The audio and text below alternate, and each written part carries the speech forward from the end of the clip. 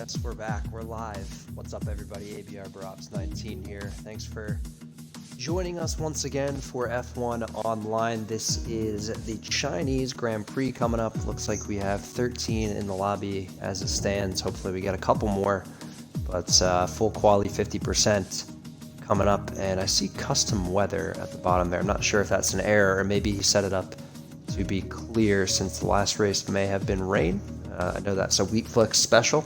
Not sure if that's what he's opted for today, but bunch of familiar names and faces in here for me. Wheatflex, obviously the man who runs the show. DSC Scopes, he's here in the AlphaTauri. Whistler ZA in the Merc. Doge in the McLaren. Justimo in the Ferrari. Cringy in the Ferrari. Giancarlos in the Renault. Fori in the Alpha. We have Marco Miguel, who I've only seen once or twice. He's in the Racing Point. Devon is here in the McLaren. Strongheart in the Mercedes. Jake in the Alpha. My favorite teammate pairing Jake and Fori. Den Jeff in the Racing Point. And then yours truly on comms. Thanks, guys, for tuning in. As I said, this is the Chinese Grand Prix for F1 Online, and I appreciate you all being here already. This is going to be a long one, but a fun one as always. China's a pretty interesting circuit. There's not really opportunity to overtake in Sector 1. You could probably go for it in Turn 3 if you have a good run out of the downhill bowl, if you will. And then possibly into the end of the straightaway. And if you can manage a good exit out of the hairpin into the final corner, depending on the line you take, but you are going to get right back into DRS zone, so it may not be the best move to make. Either way, we're going to find out what the preferred strat for all of these guys is, and we'll find out in Q2 what the tire strategy is going to be. I would say for a track like China with such high wear on the tires, you'd probably be looking at mediums to hards or potentially a two-stop in a 50% format. So we'll see what everybody decides to go for, but we're still waiting on a couple, I believe, and we'll get the qualifying session underway in about 2-3 minutes.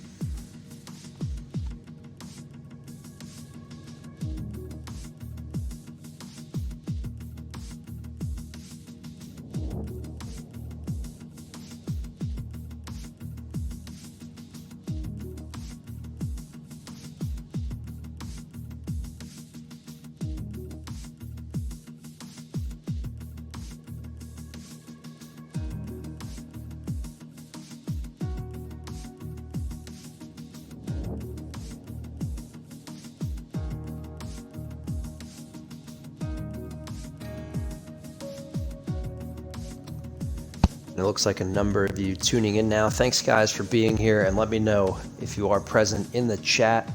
Looks like we picked up another driver. Let's see who that is. That's Lexidus in the AlphaTauri. Familiar face for me as well. Lexidus, for the most part, from what I've seen him, he's got decent qualifying pace and good race pace. I think he tends to make a couple of errors which have hindered him in the past.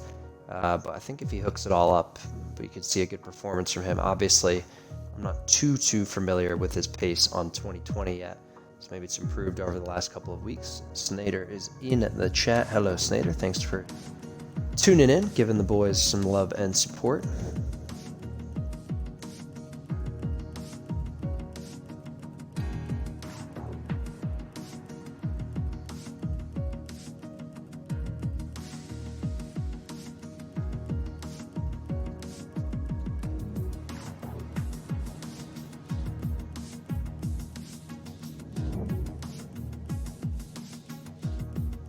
RVPT, what league is this? This is F1 Online. This is run by Wheatflex. Mostly a Netherlands-based league, but you can see a couple of South African boys in here. Fori, Jake. Used to have Economic Barry in here. I think Mats might potentially be joining. Whistler, I believe, is South African as well. And then obviously a lot of Netherlands boys in here. The only American in this sort of format is me. Looks like Jordan's here. It's going good, buddy. Glad that you could tune in with us. Ipovich dropping in the F1 Online website. That's .eu for anybody curious if you want to check it out. Rico is here. Hello, I'm back. Back, I'm mad, big mad. Good to see you, buddy. And Doge is in here as well. He says hello. Good to see you guys. Excited for you in this one. Should be an interesting race. We did pick up yet another driver, and who was that? Not sure. Looks like Haas and Williams are vacant today. John Carlos might be on his own in the Renault, and Sweetflex alone in the Red Bull. See if that's the case, but I don't think we're quite ready to go yet. We might still be waiting on one or two, so we'll see if that changes. Rico saying, take the win to the hometown. Yeah, this is going to be an interesting one. China's probably not my favorite league racing track. It's not my favorite to hot lap either, but it's definitely got its moments. You know, there's the turn one, which is just crazy amount of speed uphill and just timing as you go down through the gears. Then you have the tricky downhill left right after that, the bowl as I like to call it, and that's a little bit of a lockup area if you're not careful on the brakes. And then turn 3, very tricky braking zone to get the car slowed down, but you need a good launch around the fast left and right handers into the end of sector 2.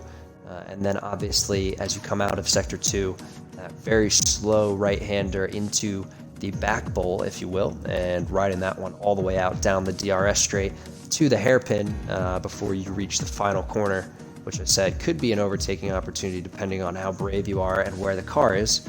But it looks like we have some more guys in the chat. Ipovich, he says, I'm on my way. Good to see. You'll be in the Red Bull. Love it. Jordan says, what do you think pole is going to be around here? That's a good question, to be honest with you, since we haven't seen league racing yet at China, at least for me. And I did not hit spectate, apparently. Maybe I hit B by accident. I thought I had hit it before. We're all good to go now, though.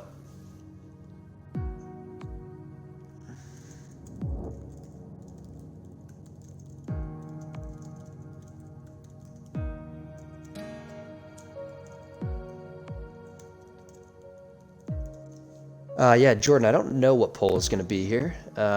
These guys are pretty quick up towards the front. Keep an eye on Denjeff in qualifying. He should be pretty solid. He usually is. Ipovich is in now. That's good to see. Devon has impressed me the couple times I've watched him.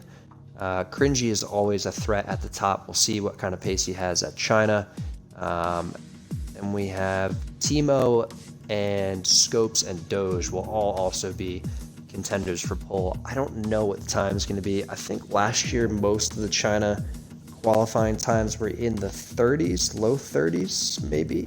I'm guessing we're going to see a sub 30 today. A couple of these guys are top players in the game, so we'll see what happens. But let's see, Rico's in the chat saying, hoping it's going to be a great race for Doge. Yeah, understandable.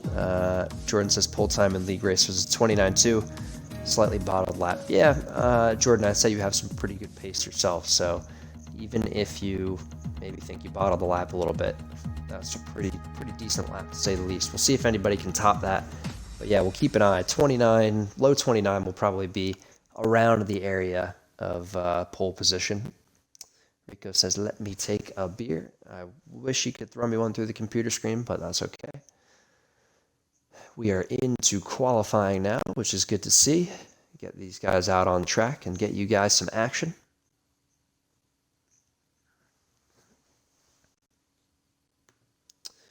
Yeah, hoping for some 29s from these boys, says Jordan. I would expect you're going to see a couple of them in the 29s, definitely a lot of them in the 30s.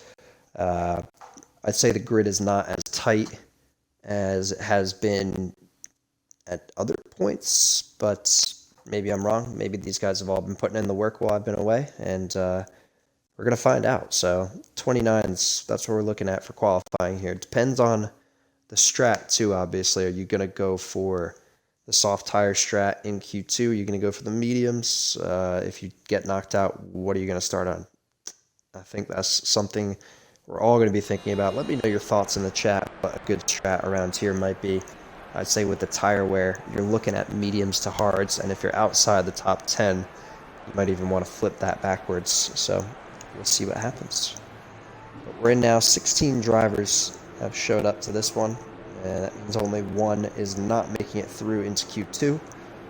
And we're going to have to wait 18 minutes to figure out who that is. But thanks for being here, guys. Appreciate you all tuning in for this. And finally, we're going to get the action underway. I think it's going to be Timo kicking us off here.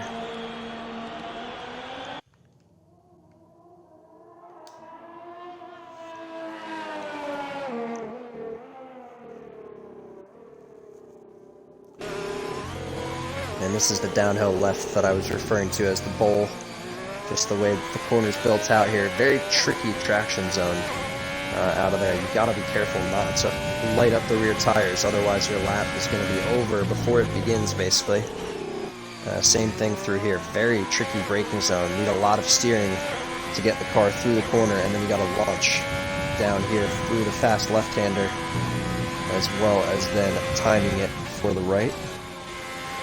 So you can see Timo, even on an outlap, doing nicely here. My commentating, kiss the left there, don't hit the right, don't use the left, and go on to the right there, and ride on down to the end of sector 2. Probably a little bit later of an apex there. You want to dive into that corner a little bit more, because it will force you to run wide here, as you can see. It does seem a little bit dark out, maybe a little bit overcast conditions. I don't know if China qualifying is at sundown or very early in the morning, but it looks like it is pretty dim, if you will.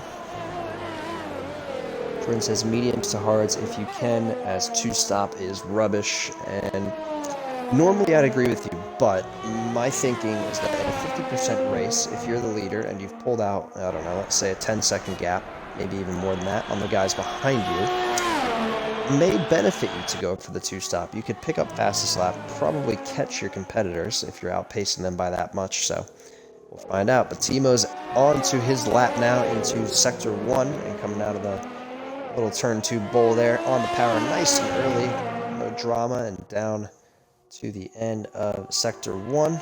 It's down to 24 flat, so keep an eye on that number as we go through lap times. That's just a benchmark to kick us off with. Yeah, it looks like evening in China. I'd probably say the same. I wouldn't imagine they're doing early morning qualifying, but you never know. And obviously, we haven't seen a Chinese Grand Prix this year, so I'm not too familiar with what the qualifying time is. But yeah, you're right, it is dim outside, so maybe that will play into the track temp, as we see a 51.5 through sector 2. And Scott has entered the building. I don't know if he's racing today or not, but he is joined the session, to say the least. A little bit of corrections there coming out of that back bowl and onto the long straight. He's looking pretty good, though. Keep in mind on the mediums as well. Softs go off after lap 4, says Jordan. Yep, I completely agree with that. I don't think anyone should be opting for softs in qualifying. It's just unnecessary. As we see out of the final corner comes Timo. 31.5 from him on the medium, so no idea where that's going to stand comparative to the rest of the field, but we do have some other drivers coming up to the line. That's Doge with a 31.2 on softs. A bad lap from him. Devon just put down a purple sector 1 apparently, so we'll keep an eye as DZ Scopes crosses the line with a 31.0 on the soft tires. And yeah, you might as well use 2 pairs now, because you're going to have to use the mediums in Q2.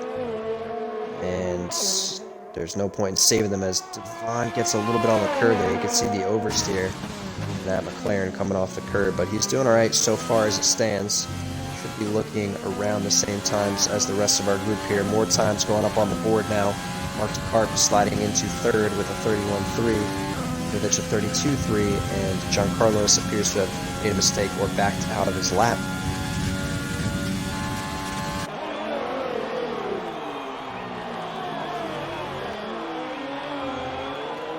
Exodus 30.8 on the board from the AlphaTauri driver. Nice lap from him to kick off Q1. Comes Devon.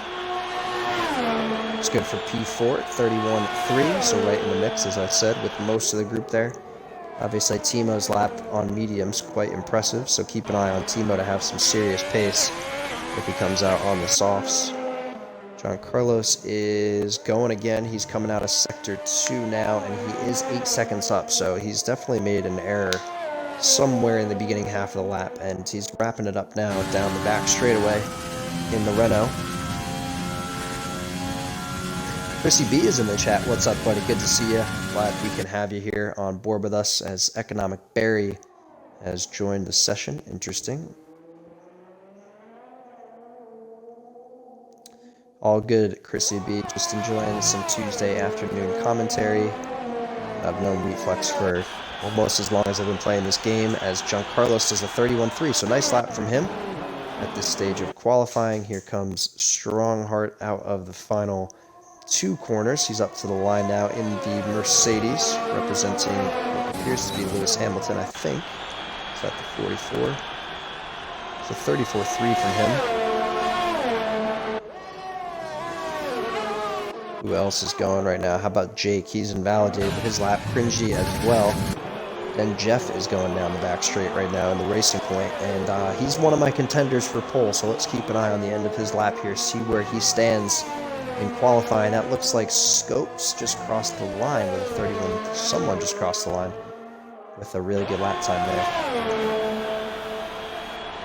Then Jeff does a 31.7, so not the best lap from him, but plenty of time to improve. Still 11:15 to go in the session.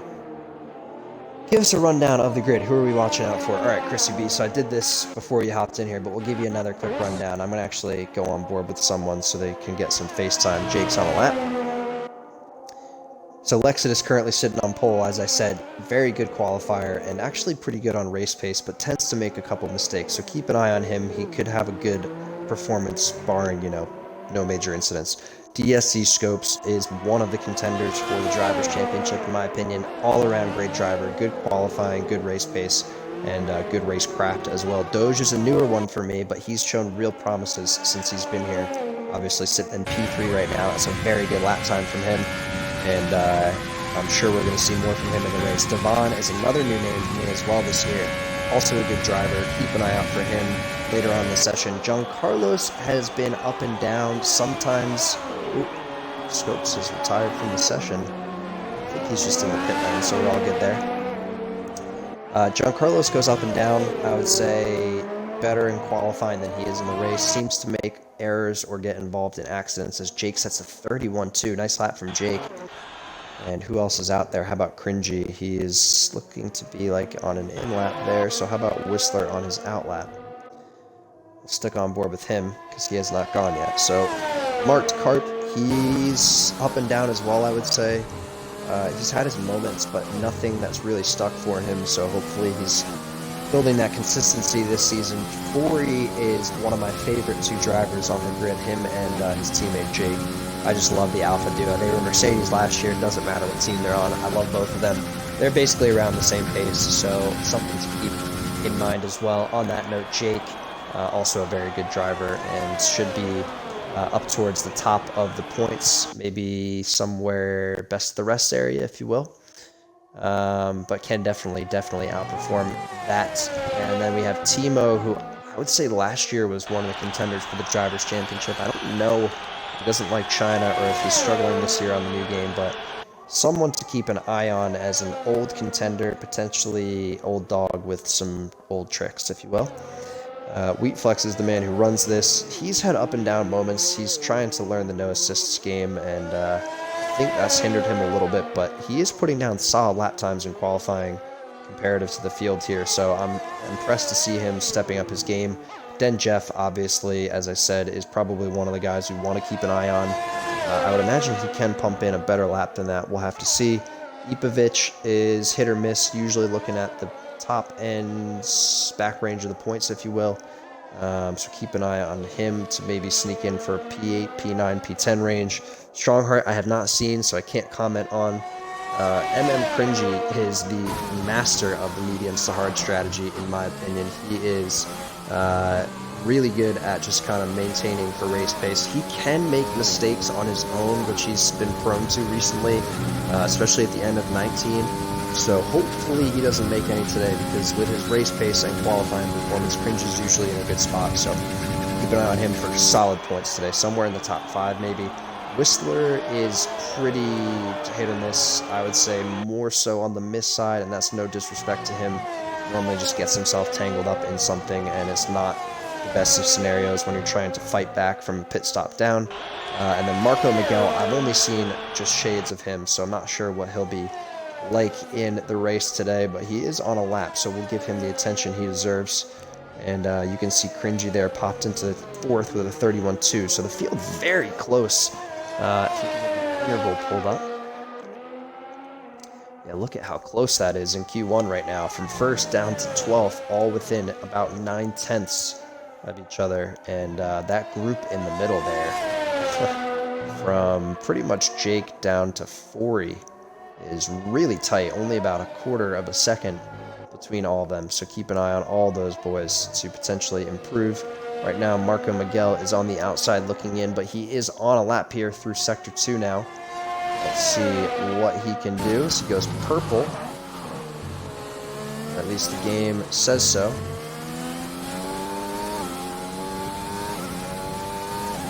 Jordan says, very good rundown of the drivers. Thanks, buddy. I've known these guys for quite some time. I've raced with a bunch of them, but I've been fortunate enough to be their head commentator for the last, I don't know how long. As we see Timo now sneaks in, and I told you, I think he was just back pocketing that for the right time. He's got a 29.8 on the board. Nice lap from Timo. Here comes Marco out of the final corner. Oh, and what a lap from Marco, a 30.2. Man, the track must be evolving a little bit here, as these guys just pumped in some serious lap times. Great lap from Timo in Q1 at 29.8. That's phenomenal, as well as Marco with a 30.2. Those boys are going to be safely through to Q2, pretty much no issue, so they can take the rest of Q1 off, sit back, relax, and watch someone get kicked out here. Strongheart is the only man sitting on the outside looking in as it stands. Here comes Devon through Sector 3 now. He's pretty far down on his time, it appears. Let's see if he makes any improvement. He should go into the pit and pit for fresh softs. Let's see what he does. Nope, he's going to finish the lap as he invalidates. Let's see who else is out there. Strongheart up to the line.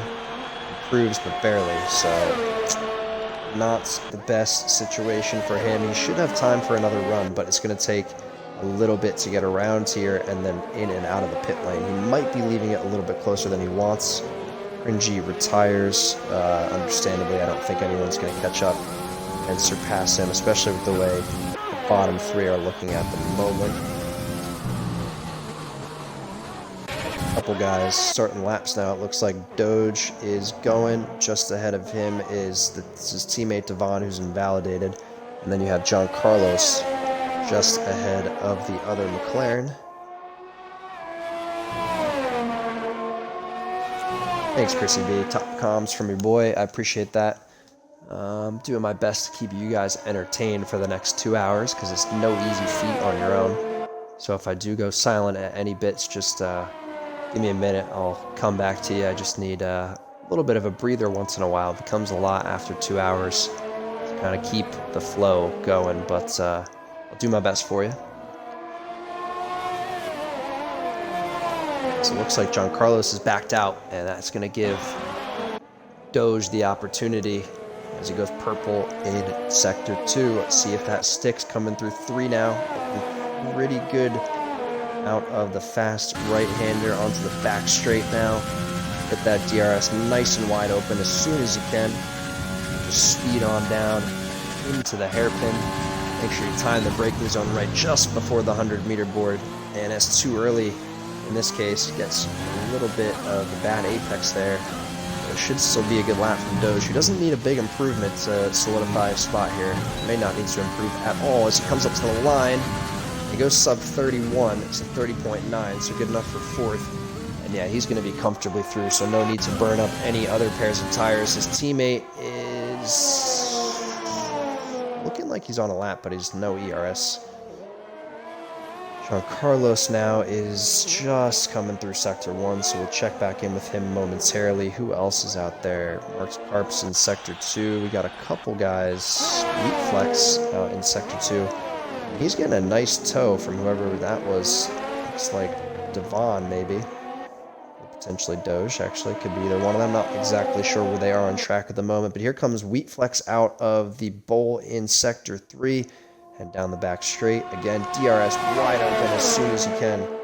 And this is going to help Wheat Flex out a little bit. He got a little bit of a cheeky toe in Sector 2. Locks up into the hairpin, but actually manages to maintain the speed and the line. So nice looking lap from Wheat Flex here. Let's see what he can do. Can he jump himself comfortably into the top 10 and up to the line? It's just a little bit of an improvement for position-wise, but 0.6 better this time around, and that's going to be safe for Wheat Flex. Devon? There's no way Devon's on the same soft tires, is there? Maybe he's just getting a warm-up in. I would honestly argue Devon is out there getting a warm-up in. Wouldn't surprise me. How about Giancarlos now, final corner. Renault up to the line. This is going to be an improvement. Just barely by a 10th. No jump up the leaderboard massively there, but he should be safe anyways. How about Whistler? He's on the bubble right now. He could be someone to keep an eye on. We'll check back in with him momentarily, but let's check in. How about with Devon out in Sector 2? He's actually not on a lap, surprisingly. Who's next in line here is the Renault of Marked Carp, it looks like.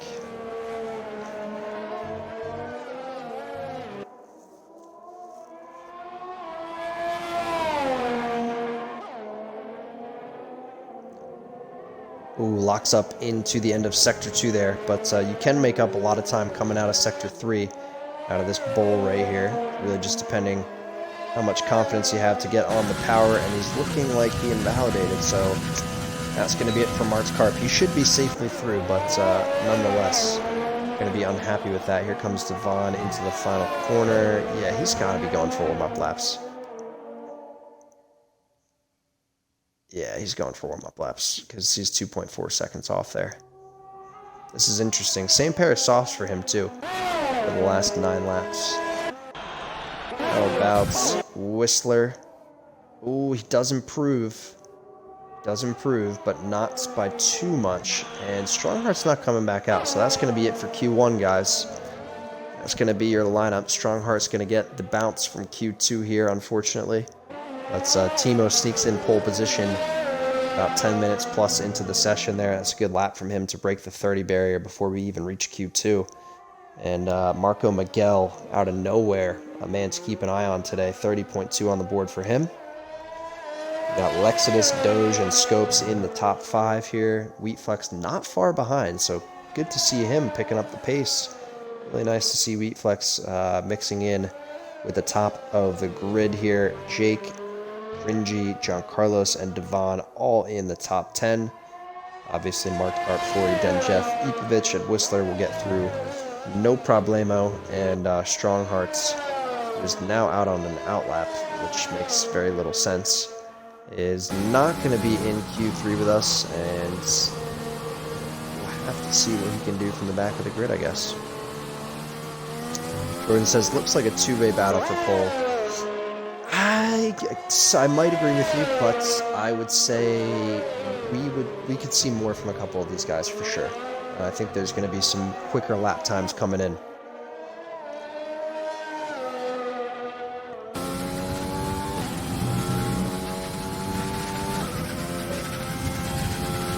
Not sure what Strongheart's racing for here. Might as well just pull over, call it a day. Anybody coming up to the line? Doesn't look like it. Marked Carp's invalidated. I guess Denjeff's finishing a lap here. What's he gonna do? Good for 10th, 31.2 from Denjeff, so maybe not his day here today at China for Denjeff. Looks like he's struggling just a little bit to keep up with the front-running group, but it's only qualifying 1 and it's done, guys. That's it for Q1 now. We're going to get that stupid glitch where we have to wait another minute and 10 seconds before qualifying ends, so just sit tight, be patient, and I'll get back to you guys in just a minute.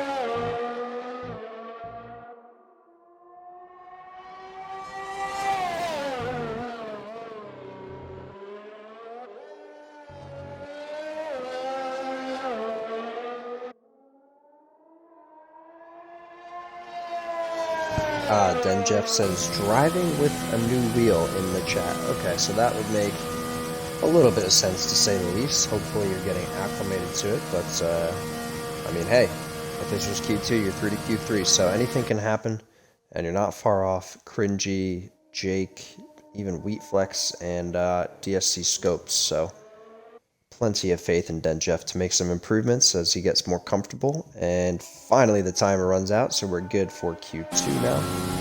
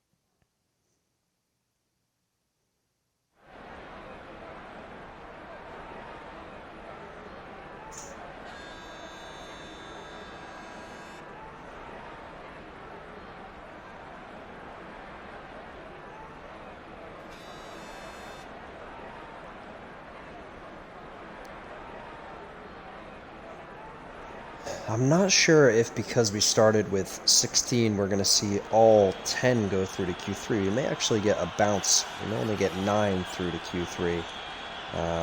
Seems to be a glitch. Sometimes the game chooses to let 10 through, sometimes it chooses to let 9 through. Obviously, cars can crash out, so that might be an issue as well. But, yeah, hopefully none of that in this session. Let's get the goodies pulled back up since Codemasters likes to take them all down. Thanks, Cody's.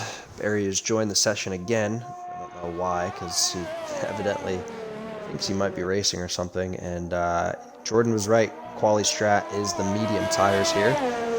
Looks like Timo, Cringy, and Den Jeff still have them hooked up for the moment, but that's going to change.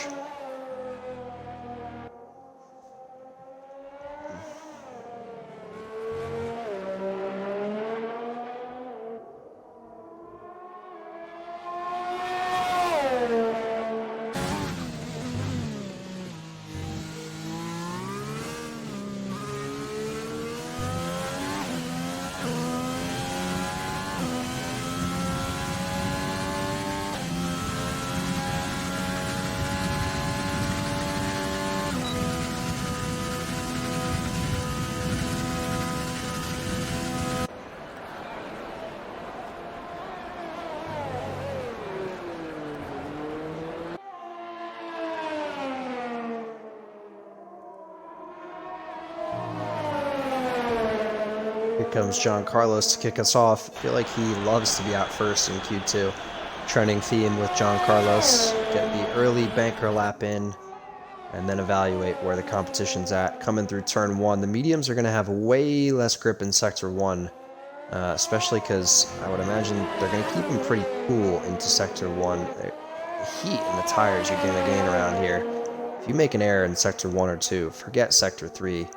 Or sorry, if you make an error in sector 1, forget sector 2. Sector 3, you can kind of get away with it because you have the long back straight, but as soon as you hit the hairpin, you're going to need maximum braking pressure, and hopefully you have the tires left to do it. And this looks like an okay lap from John Carlos so far. He's pretty much no drama as it stands. Probably not the fastest, but definitely not the slowest, as he gets a little bit hesitant out of that turn there and ends up riding on the curb a little bit. Coming through now, sector 2 and 3. Actually does a pretty good job of getting back on the power here. Oh, nope, he's lost it, and that's what I'm talking about. You got to be so careful to keep the tires within temperature range, or something like that is going to happen. Who's coming up behind him? Let's take a look. There is a Alfa Romeo. No, that's a Ferrari, I think. No, it's Alfa Romeo. It's Jake. No, it's not Jake. It's his teammate, Forey. He's on an out lap, or he backed out of his lap. Ah, he invalidated. Okay. How about Jake? Just gone purple sector 2.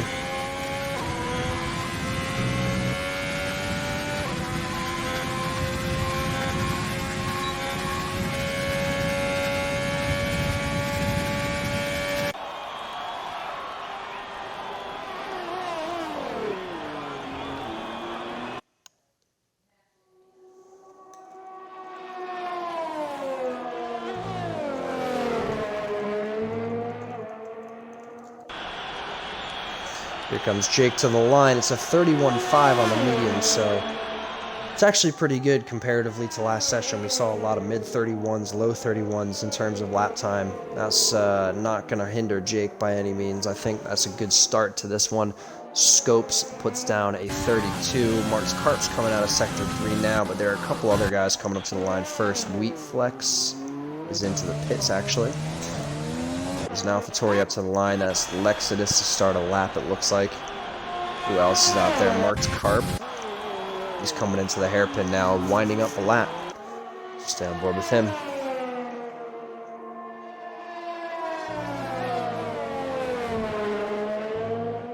Up to the line for the Renault DRS Open, and it's a 32.8, so not quite near the lead here in terms of lap time, as we see Marco Miguel slides in with a 31.8, so great lap from him. Great lap from Marco. Timo's invalidated this next lap. Absolute shame for Timo, as we see Lexidus going full Tokyo drift out of turn, I don't even know what turn it is, in Sector 2. What a moment there for the AlphaTauri driver, and to keep that planted after such a big slide, very impressive. Let's get your Tokyo drift on, why don't you? Might as well. Doge is invalid. Rinji is just kicking off his lap. Who else is up there? Forey's coming in. Whistler's in Sector 2.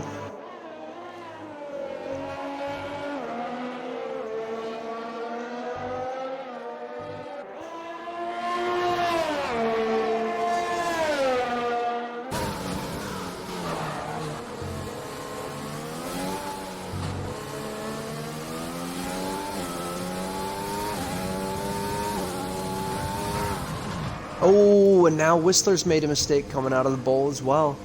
Just putting too much load into the rear tires. And that could be the difference between a race setup and a qualifying setup. And that's definitely the difference between soft tires and medium tires. So keep in mind, boys, if you are listening, you got to be extra careful coming out of that corner, because when you put that much load on tires that don't have that much peak grip, you're looking at a bad day.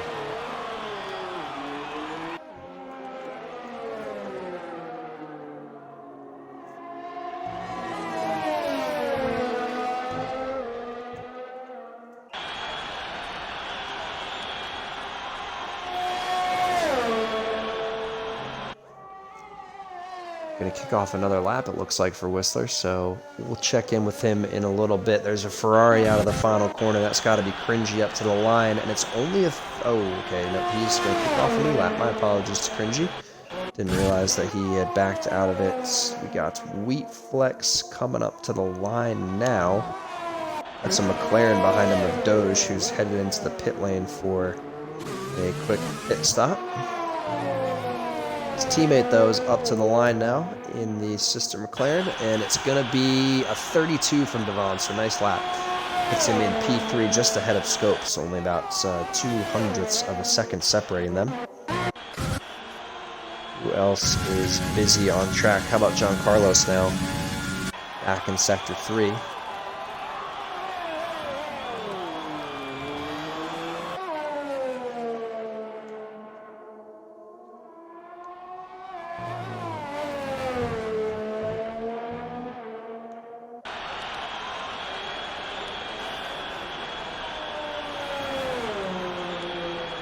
And it's a 31.6 from John Carlos on the mediums. What a lap from him.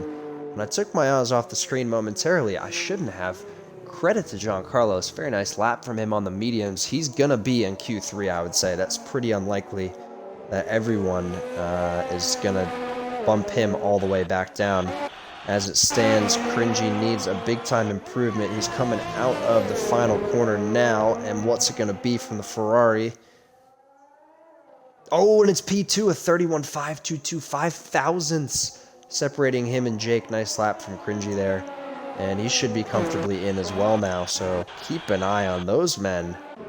Very nicely done, boys. Wheatflex coming out of the final corner, too. And it's going to be only a 32.3 from Wheatflex. So he's sitting on the bubble as it stands. Going to need to probably go in for fuel and another lap, I would say. Looks like we had a quick yellow flag there. Not sure what that was for. We have a Ferrari on an outlap right next to an AlphaTauri here. That's the Lexidus AlphaTauri behind Timo here.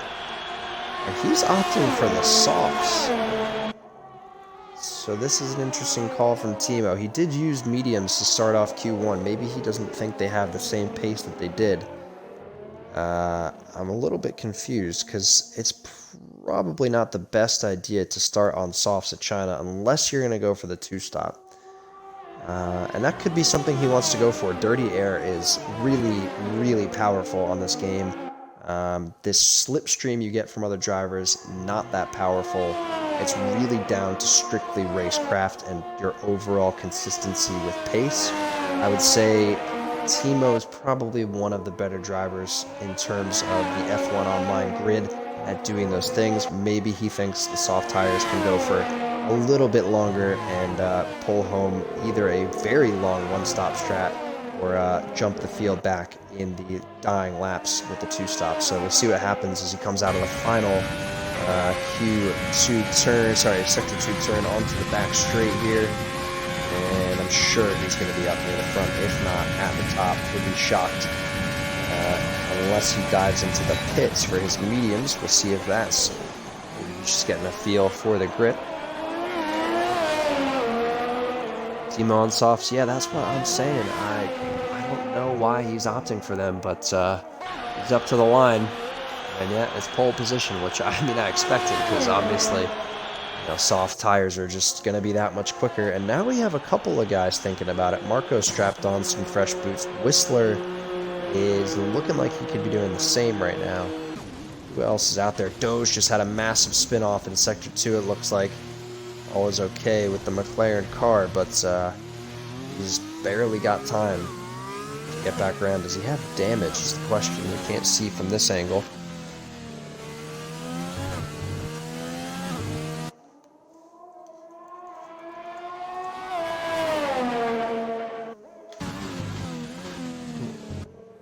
Yeah, wing is intact, so he could go for another run if the tires are okay. And now you see a large majority of guys going on to the softs. Scopes, Marco, Devon. Everyone's waiting in the pits right now. Try to figure out what their next point of attack is. But there's your pole sitter as it stands. Timo didn't match his time from Q1, but didn't need to, because he is comfortably at the top in Q2 here. 2:40 to go. I'm assuming we're going to see a lot of guys head out of the pit lane ASAP because, well, quite frankly, you can't all get around in one happy motion without getting in each other's way, so you're probably going to want to space it out. As we see, finally, there's a Red Bull leaving the pit lane. A couple of other guys appear to be pulling out. There's an AlphaTauri coming out now.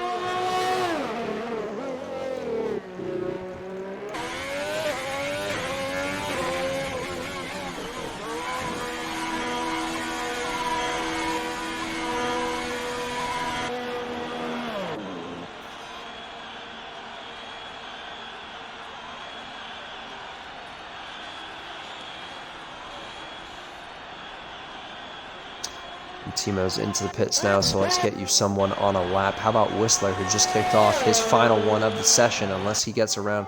I guess he would have time if he wanted to go for another run, if he backs out of this one at some point, but we'll see. based on his delta, what he might be thinking. We'll get an idea of that as he comes out of the final corner, if you will, of Sector 1 and up to the timing line. He is 3 and a bit tenths up, so yeah, this is looking good from Whistler so far. And he's going to need to pull out more than that if he wants to solidify his position in the top 10, as we still have a couple of guys yet to set times, as well as a couple guys who are going to change up their strat onto softs, which, again, I think it's interesting that they're going to go for softs, but it is what it is. Everyone has their own choice of strat. Jordan says predicted pole time 29.6. Yeah, that's probably going to be pretty close. Whistler's up 6/10 on his time right now, so looking good. He's going to pick up a lot out of this corner right here. As I said, the traction is just way different between the softs and the mediums. Here he comes now down the back straight, and he's going to get a toe incidentally from the Renault ahead of him, and this is huge for Whistler because it's just going to put all the time back into his lap. Even if he didn't make a mistake, it could just add additional, room for him to make an error, because he's coming out now into the final corner, and he's looking like he might even be on for pole position with this kind of lap. Not quite. It's a 31.4 from Whistler, so not tragically quick on the softs, but yeah, needless to say, he's going to be safe into Q3 if he wants to keep. Everyone else sticks with the mediums. Jake and Cringy are going to stick with the mediums. Looks like Lexidus is going on another lap here. He's on the bubble. How about we check in with Den Jeff? He's getting swiftly out of turn 2 there. Turn 3. Wheatflex is ahead. He's only done a 32.3, and he's done from qualifying, unfortunately. Here comes his teammate, trying to pick up a little bit of a toe, but there wasn't too much happening there. Into Sector 3 now. No time on the board for Equipage, so we don't know where he's going to pump out in this lap time. Lexidus is ahead of him. Only this group that you see here out on track in Sector 3 going to be putting in fresh times. Let's see if the leaderboard shakes up at all, as Equipage is on the run down to the final 2 corners into the hairpin now. Pick that braking zone nice and carefully. Opts to turn off the battery for a second there because it's just better for traction, especially on the mediums. And final corner now for the Red Bull driver. Is he going to crack into the top 10? Not quite, only good for 13th, as Marco Miguel does a 29.9 on the mediums. Nice lap from him. Here comes Denjeff up to the line. Not enough. It's a 52.2 from Denjeff. Who else just sneaked in there? Marked Carp with a 31.0 on the mediums. Nice lap from him. How about Devon coming up to the line? Oh yeah, back out of it. Smart move from Devon there. Smart move from Devon. He's going to get to start on the mediums. And so is Cringy Jake, John Carlos, and Lexidus, as it looks like everybody else has been eliminated. Fori, Wheatflex, Ipovich, Denjeff, and Doge do not move on to the next round of quali here, and we're going to get the time glitch again, guys, so I'm going to step out for just a second, rejoin you for Q3. Thank you again for being here. If you are tuned in the chat, say hello. Let me know your predictions for pole now that we've gotten through 2 sessions of qualifying, your thoughts on who might steal this one, and I'll get you the action shortly.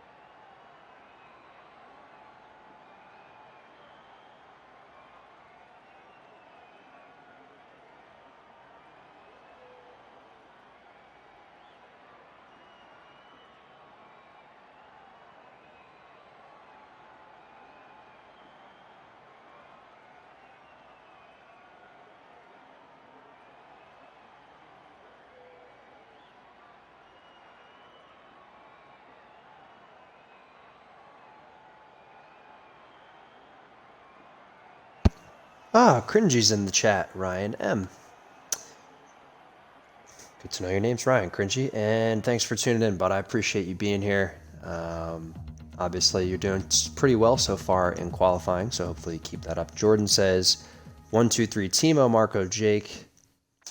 I would be hard-pressed to find a better order myself, but we're going to find out in the next 12 minutes as these 10 head into the final session here.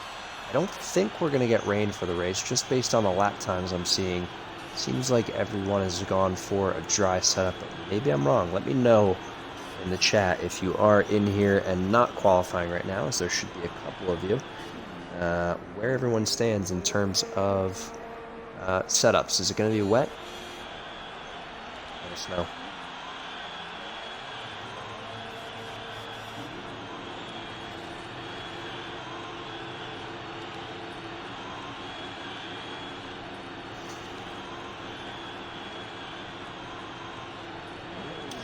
Doge says, decided not to set a lap, messed it up 2 times, so tires were gone, but I have fresh tires now. Yeah, that's good. That's good news, obviously. I mean, fresh rubber is never a bad thing, and depending on where you start, it could be actually a huge advantage.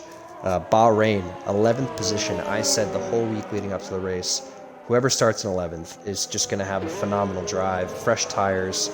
Bahrain is so demanding on tires, and if you do a good quali lap, you're probably going to mark up maybe almost close to 10% on them. So you got to be extra careful. And sure enough, 11th place took the victory. So we'll see if Doge can replicate that today. Good luck in the race, buddy.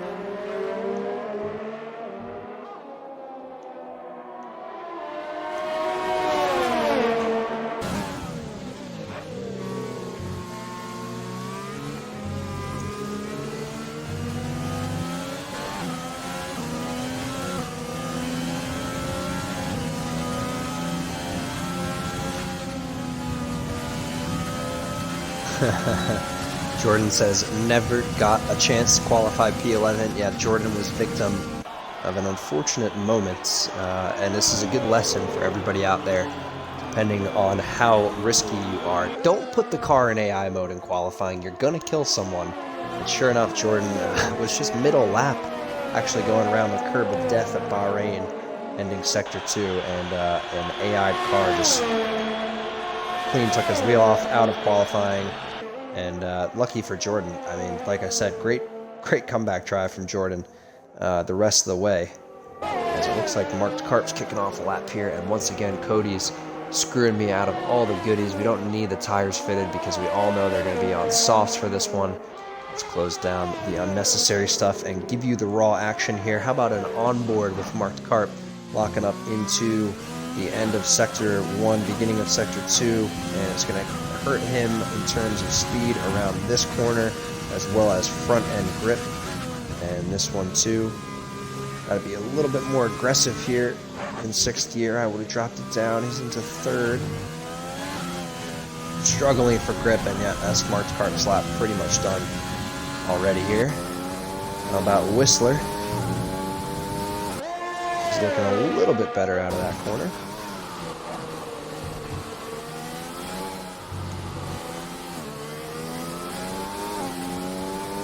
Yeah, I felt sad for Jordan too, to be honest with you. I apologized after the race, and it wasn't even my fault. I wasn't even near him. I just felt bad because he did not get the chance to show what he was made of in qualifying. But again, what was it, P5 for you, Jordan? P6, great result. As Cringy puts down a 30.0.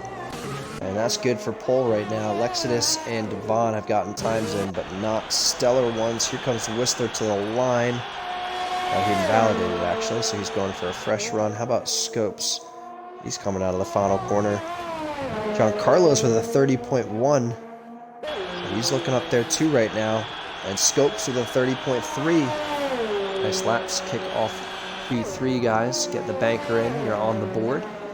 Cringy looking very tasty at this stage of Q3. Obviously, the only man at the top of the leaderboard, and he's got some breathing room back to Lexidus and Devon as Marco Miguel with a 29.8, and that's the lap that he was hiding all afternoon, if you will, as Whistler's valid. So how about Timo now into the hairpin of Sector 3? Yeah, Jordan says P6, that's right, yeah. But anyways, Jordan, come back drive from out of the points, my friend. Timo, final corner now. Moving it up pretty nicely through there, up to the line. It's a 29.8 as well from Timo, but not enough to hop over Marco. Let's see if anybody else can break that 29 barrier. Should be interesting. How about Whistler? He's backed out again. And the rest of these guys are all on in-laps, it looks like. So we're going to get a small break in the action. We'll let you ride on board with the pole sitter, Marco Miguel, as he heads back into the pit lane. Just 6 and a bit to go here in Q3, which means we're down to crunch time. Let's see who can put it together, hook up a lap, and end up on pole. Marco is in the lead with a 29.82. Timo within the 10th of him, 29.89. And then you got Cringy, Giancarlo, Scopes, Jake, Lexidus, the whole gang. So it's good to see them all getting times on the board early here. Marco looks like he's going to go for a banker on the same pair of softs that he just did his lap on. And that's not a bad idea, because he can, if he doesn't think he's improving, head back in and put on fresh softs, which might happen. Although potentially in low fuel mode. Yeah, he's in low fuel mode. I'll take that back. So who would be next out? And Timo's coming in. They're all coming in. This is not the first race of the championship. This is whatever round China would be. 4, 5.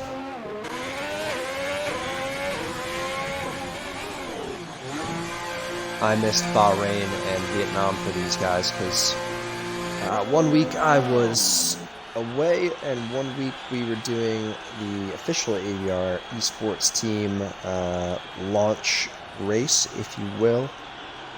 Pretty dominant performance for the boys, and was a good day of kind of feeling it out. Doge, so yeah, this is the 4th. Jordan says, I did do this strat on my pole time and it went well, to be fair. Do I know the championship standings in order? You know what? I can look them up for you because I know the website, f1online.eu, guys. If you want to check out anything about F1 Online, head over to f1online.eu, and I'll pull up the leaderboard right now if I can for the Tuesday division and this current season. Perfect, and it's all updated thanks to our man Wheatflex. So I'll give you a rundown of the championship standings here as Cringy's heading out on an outlap now. Timo sits in the lead of the championship with 55 points. Cringy is in second with 45. Forey and Dunjeff are tied with 33 for third. Scopes, Doge, Bitch, Devon, and Wheatflex plus Milk Mika all in the top 10. And who else? A couple of points for John Carlos, Lexidus, Marked Carp, and Pushy. Jake, Niels, Whistler, and Strongheart have not put up points this season. Whistler, 2 DNFs, unfortunately.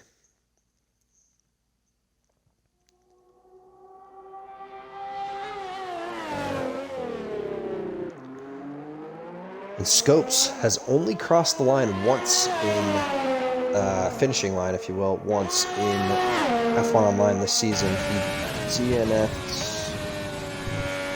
DNF'd at Australia and did not start at Vietnam, so quite impressive that he's still in the mix at the top with only one performance on the board to represent for him. As you see, the times all coming in now, guys, and I apologize for not getting to them sooner, but I needed to give you the full rundown. And Cringy is into Sector 3.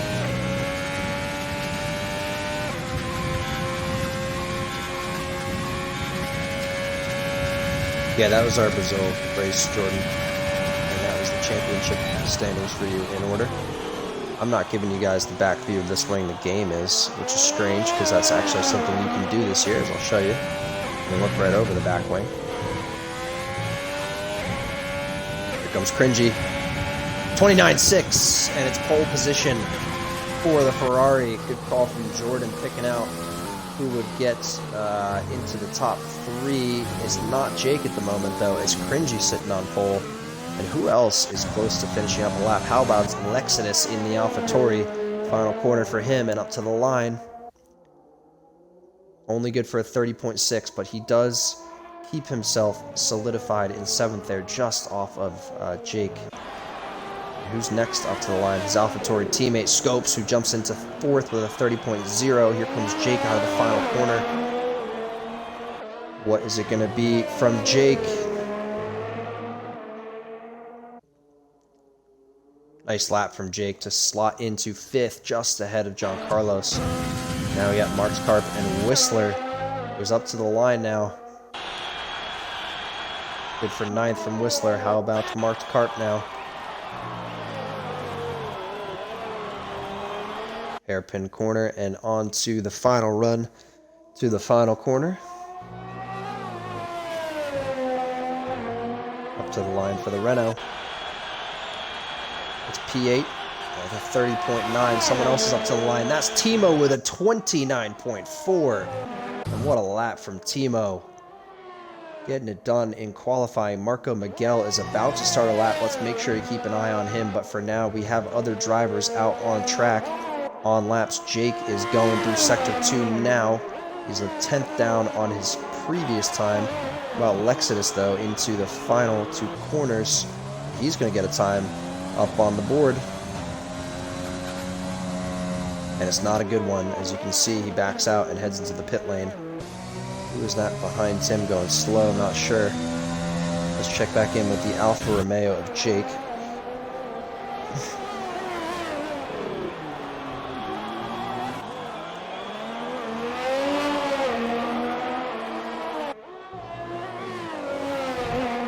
Oh, and Jake just sent it around the final corner and he's off. He is off. Did John Carlos get there in time? I don't know. It looks like he did, though, based on his input here. Just barely, by the skin of his teeth. About Marks Karp up to the line now. Final couple of corners. Jake is done in 5th, so prediction on Jake does not come to fruition, but so far Cringy and Marco and Timo all looking good. Marks Karp is into the pit lane, so no love for his lap there. It looks like Timo... Is he going again? No, he's into the pits. Yeah, makes sense. Marco's into the final couple of corners. He's going to be the last driver to make a statement here, I think. Oh, and he just misses out there. He does sneak in above Cringy. That's P2 for Marco Miguel. So Timo and Marco, predictions from Jordan, are on 1 and 2. Cringy's in 3rd. Who else is going? Scopes is invalidated. John Carlos is done with his lap, and Devon is finishing one. He's a 10th, sorry, he's a 2nd and a bit up. What's it going to be from Devon? And it's good for 4th, a 29.8 from Devon at the death of it.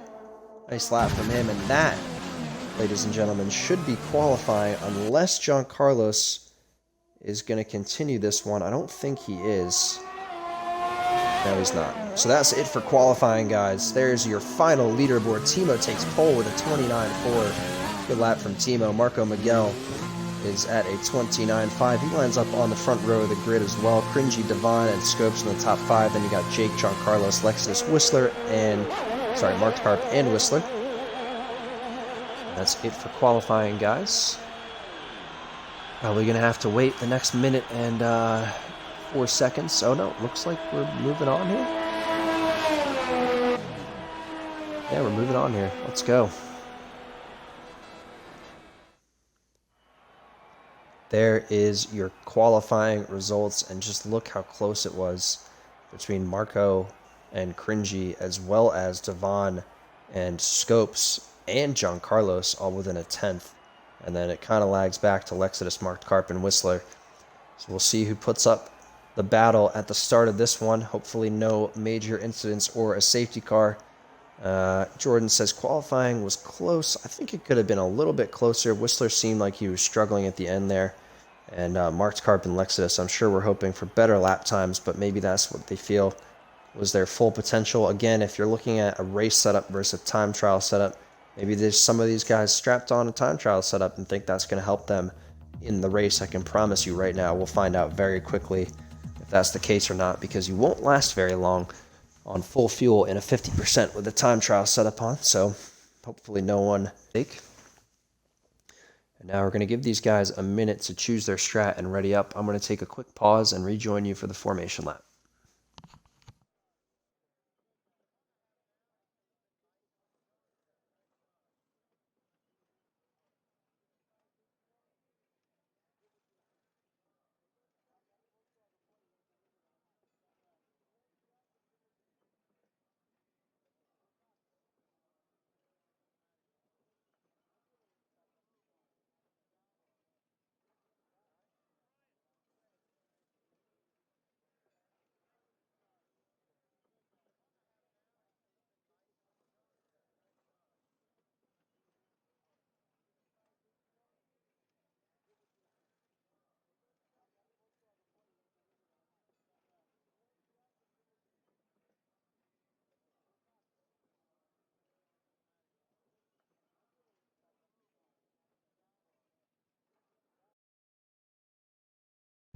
And here we go for the formation lap. We'll give you a quick rundown of the grid again so that you can get familiar. If you're just tuning in with us, we just wrapped up full qualifying and now we have 28 laps of China ahead of us. Timo takes pole position after a phenomenal sub 29.5 lap in Q3. Marco is on the front row of the grid with him in the racing point. Then you have the other Ferrari of Cringy. So this could be a big day in the constructors if things go well for these two at the front. Devon is in the McLaren in P4. Then you have Scopes in the AlphaTauri in 5th. Jake is in the Alfa Romeo in 6th. John Carlos in the Renault in 7th. Looking at best of the rest points as it stands. Lexidus in the AlphaTauri in 8th.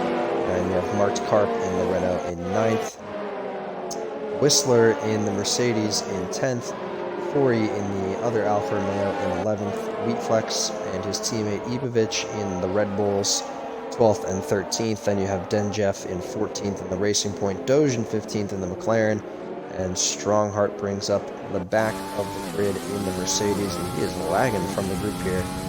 Do your best to catch on up, son.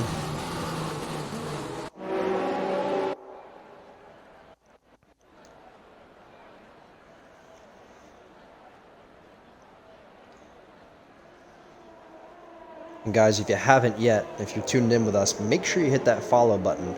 It's important that you stay up to date with everything going on, especially in the F1 Online community. And I do drop updates on this channel about ABR as well. So if you want the insider track to info, let me know. Give me a follow. I'm your guy. So appreciate you all being here. And if you can, like I said, hit the follow. If you can subscribe, it's free with Amazon Prime as well. It supports me. It doesn't cost you a dime. So make sure you look into that as well if you can. And now you see a bunch of the leaders have lined up on the grid and their tires are going to basically freeze over here as the grid is taking quite some time to line back up. We're going to get the action going in just a second here. 28 laps of the Chinese Grand Prix coming up.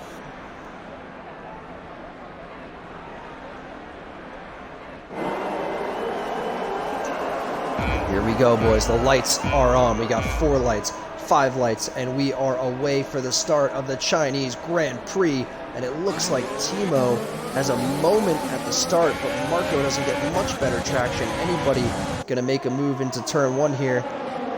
Got to play nice, boys. Got to be careful. Here's your pit stop strategy. I would say it's probably best to try to go for 1. If you can, but if you have to go for 2, it is what it is. Wheatflex is jumping all up and down the order there. As it looks like, oh, the Renault is off. And that's John Carlos dropping way down the order. And that's what I said, he tends to get himself into some situations where he makes a mistake. And now he finds himself at the back of the grid.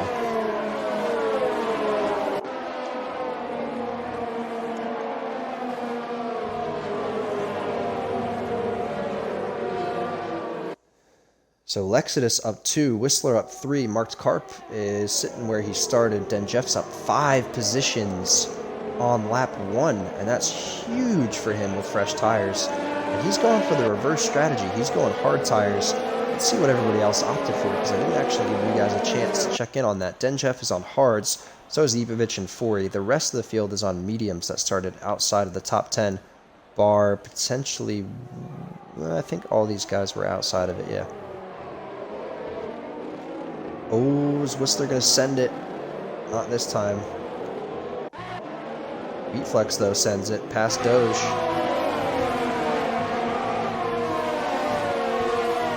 As Timo and Marco have already pulled out a gap.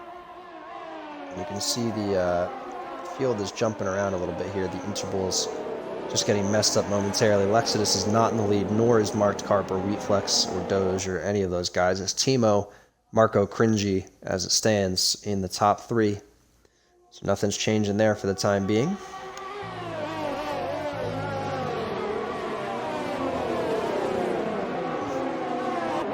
Cringy to win on a one-stop. I would say that's probably likely, to be honest with you.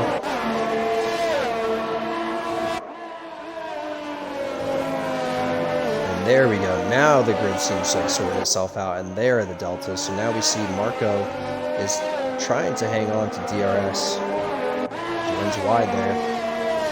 Cringy's out of range. Devon is just in range as it stands, but he might lose it. Oh, and I think Marco made a mistake there. We got blue flags waving. I'm not sure for what. How about Marco, though?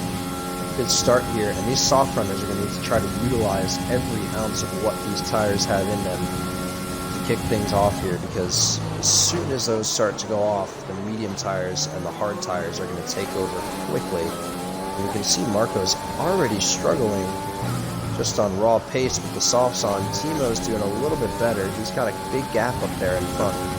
Pumps in the quickest lap. Cody says, is it strict corner cutting? I would hope so, and I believe it is. Ooh, Marco on the grass a bit there. It's going to hurt him.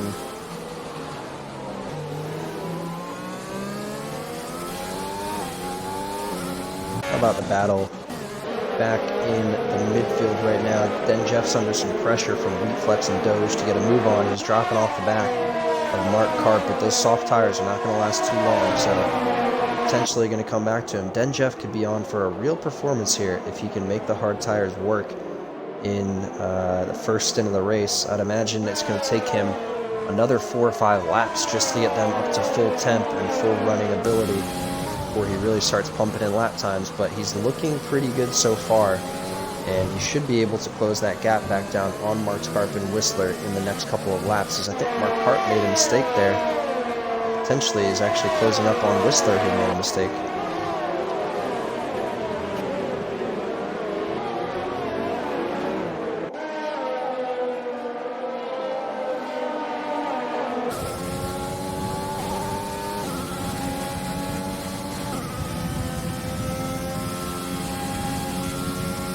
You see the group behind Denjeff all in a line here. There's Wheatflex and Doge not far behind.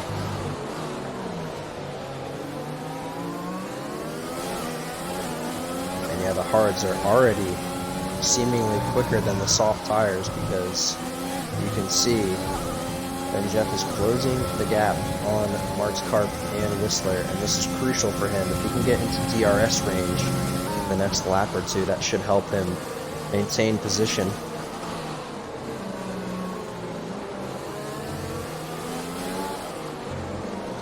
He's got a big group behind him, though. A lot of pressure. Jake has dropped back to 13th. So is his teammate, Forey. So we might have missed something when the deltas were flying all over the place and the leaderboard was kind of scrambled. So I apologize if we missed that, but it does appear that Jake and his teammate are pretty far down the running. John Carlos and Strongheart back there in the mix as well, but they're not looking at points right now. They're going to need to get a move on if they want any chance at that. Denjeff is kind of just maintaining this gap as it stands now. It's been at about 2 seconds for the last 2 laps. can see Wheatflex and Doge hungry to get by because they definitely had the pace at this stage.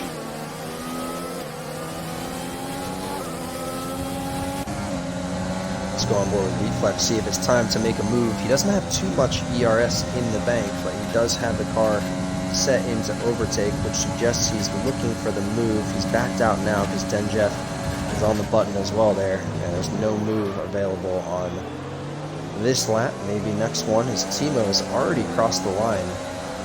So the field is spreading out slowly but surely here.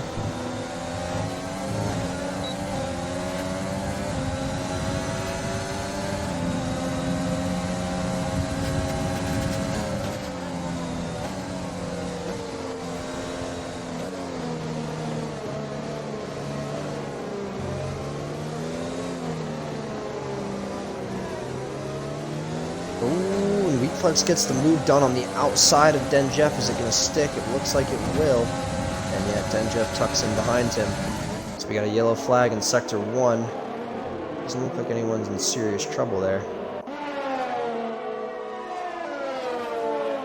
As now Doge is going for it around the outside of Denjeff. Oh, and they both made an error there. That's going to let Ipovic through. Doge rejoins the track and he gets sideswiped by Ipovic because of the way he re-entered there, and that was a bad move from Doge, bad timing.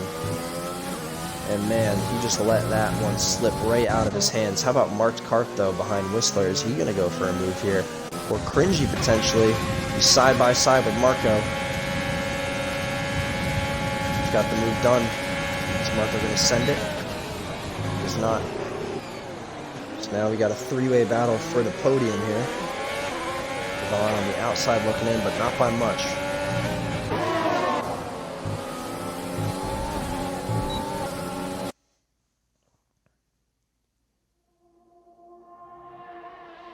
Now these boys parked up in a DRS train of sorts, just the three of them, but it's going to be very tough for Devon to find space for a move.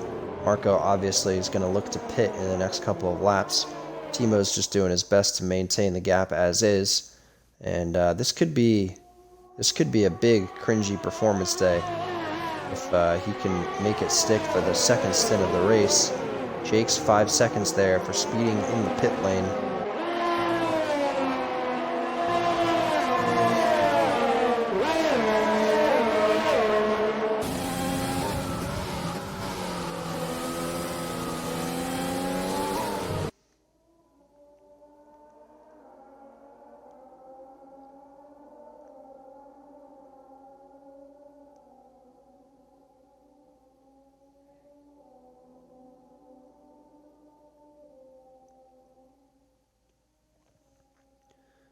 Ooh, and now Marco under all sorts of pressure from Devon behind him, and Cringy has pulled out the gap he needs. Here goes Devon to the outside. It will be now the inside coming up, and he should have plenty of room to get the move done. Is Marco going to fight back? Not on this occasion, and I would say it's a smart move. As you can tell, the soft tires are starting to fall off. Cringy's closing the gap down on Timo ahead of him.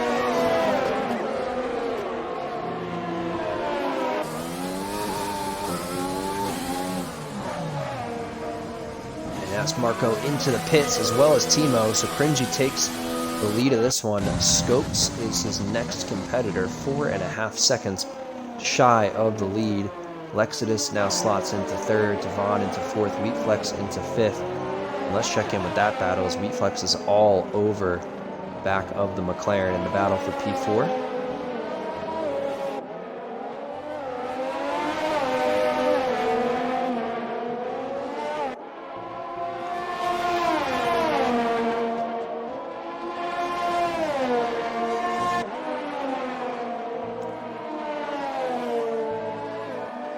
Whistler has left.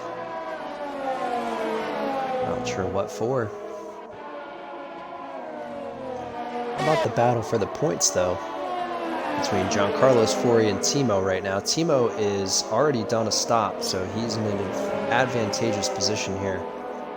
And it could be big time for him if he can sneak by these guys.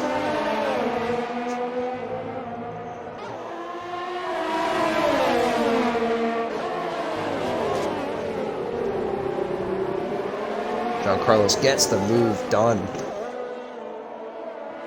Around 40 there, and now it's Timo's turn. You can see him fighting right alongside, and he's going to pick up the slipstream from the Renault here, and Timo is already through on 40, well before the corner, it looks like.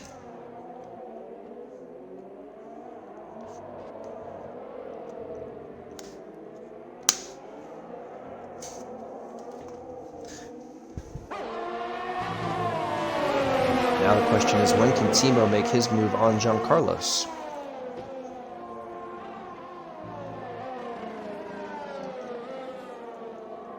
And it is right now into turn one. Nicely done from Timo. And now he has some fresh air up to the back of Denjev to work with. And this is just paying dividends for the Ferrari driver. Let's see what his teammate can do in terms of maybe making that strategy not work to his advantage. Cringy does have fresh air, and he is pumping along out front right now. 6.7 is the gap back to Scopes.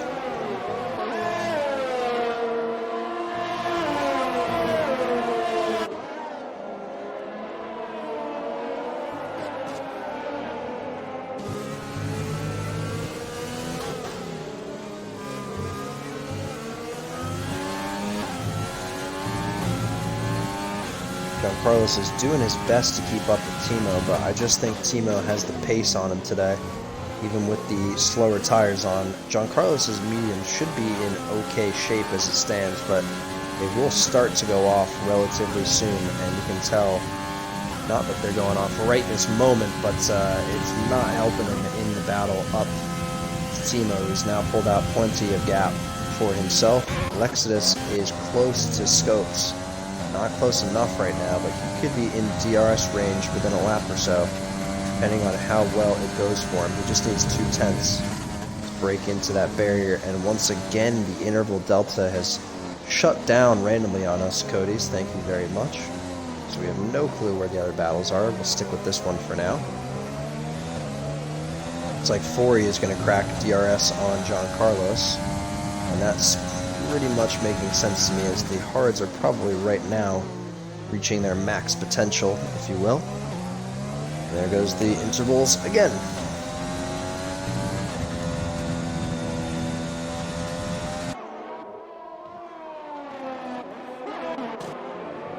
And here's a battle. Timo is now on the back of Denjev. Scopes 3 seconds for multiple warnings, and that's not going to help him. No favors done for Scopes today so far, and that's going to tack on to the end of his race time.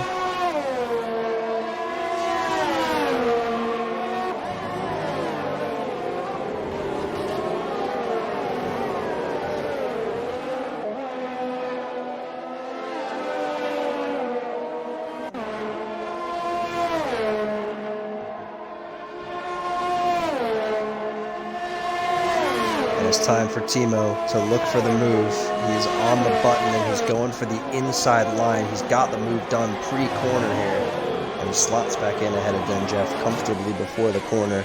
Takes P7 over, and man, Timo is just on an absolute mission right now to try to make up as much time as he can. He knows he's going to need it when his teammate gets out on track on fresh hard tires. And right now the medium runners all looking in good shape. You can see the gap from Timo back to Marco is just about 3 seconds, a little bit more.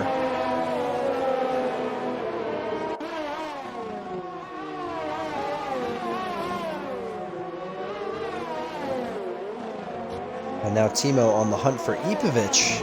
So he's quickly making his way through the field here. This is really important for the Ferrari driver because the gap to his teammate is, let's check actually, we can do the leader gap. 19 seconds, so that's pretty much your customary pit stop window right there. He's probably just ahead of it.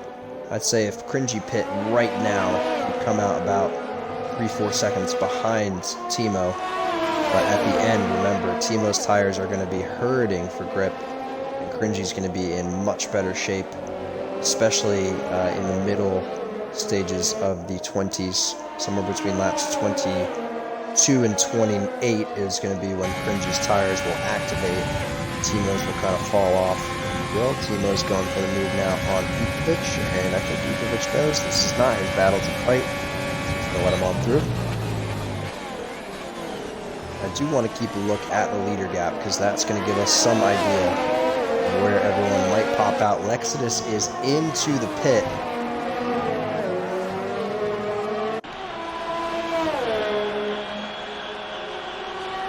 Oh, and someone's off. That's Strongheart in Sector 3 there.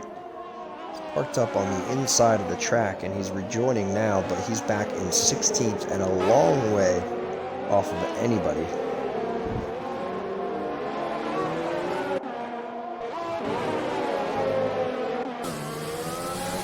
And Jeff is closing up now on Ikovic as well. He's got Marco behind him on the fresher hard tires. He could make a move here. Marco, and I don't know if we're going to play the team game, but if I'm Den Jeff, you're not in the same race as Marco right now. You may as well just let him on through, and don't really hinder his race too much. Let your Racing Point teammate get some well-earned points, but you just see the gap has gone up to 4 seconds between him and Timo, between Marco and Timo, and they're on the same strategy. Obviously, back to Lexidus is another 10 plus seconds.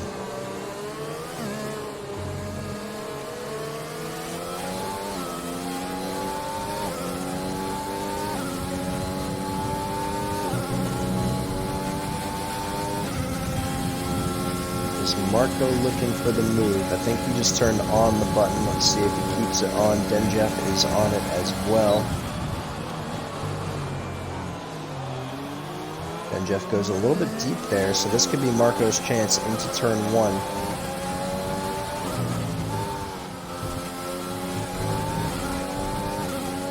And he's back on the button again. He's got the DRS wide open. Let's see where Denjeff defends to. Is the outside.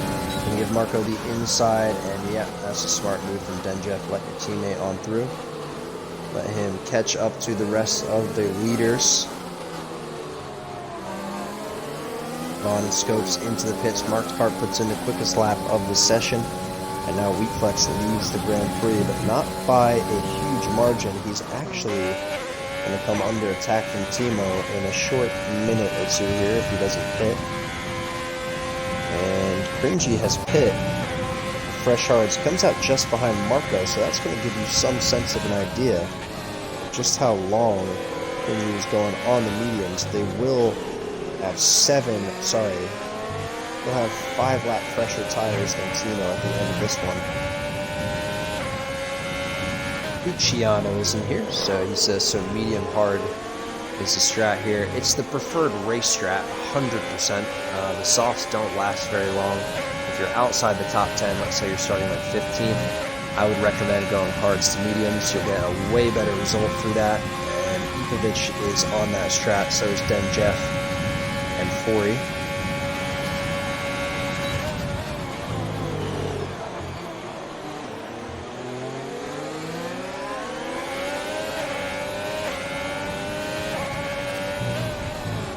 Now we have a battle for what is currently third on track.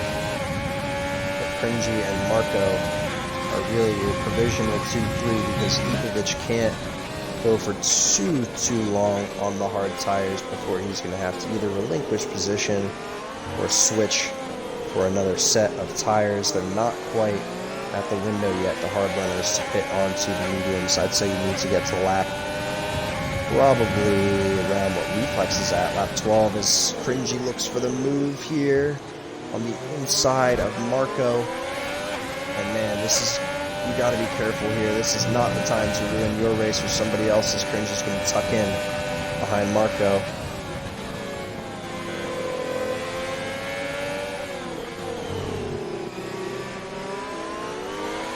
Look at how tight these guys are coming through Sector 2.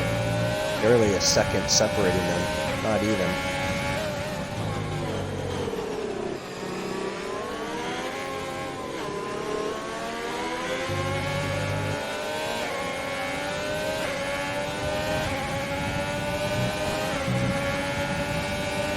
Marco's going to go for the move on Ikovic here, and I think it might work for Cringy too. They're both going to get him a 2-for-1 special for these boys, and they're through And that's Cringy by Ipavich in the Red Bull.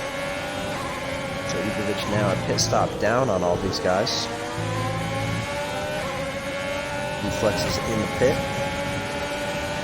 Now let's get an idea. 4.5 seconds is the gap up to Timo. And Cringy should be able to get by Marco relatively soon. The question is, does he want to? Does he let Marco drag him up to Timo, potentially? Save the tires a little bit.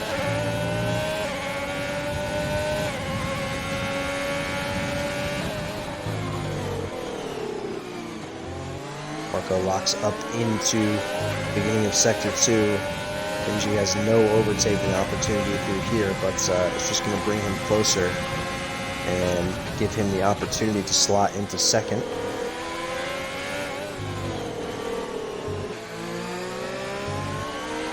Exodus is in a provisional P4 right now, just ahead of Devon. Then Scopes and Reflex.